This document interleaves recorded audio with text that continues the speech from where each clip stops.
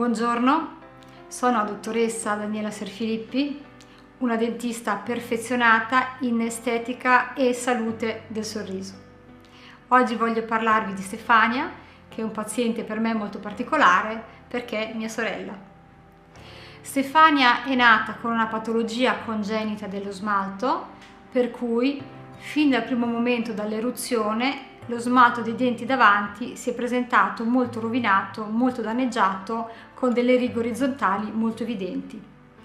Questo fatto ha creato in Stefania uno squilibrio, una disarmonia nel sorriso, per cui non sorrideva mai volentieri. Negli anni questa situazione anatomica è peggiorata in quanto a causa dello stress Stefania ha consumato i suoi denti in conseguenza del bruxismo notturno.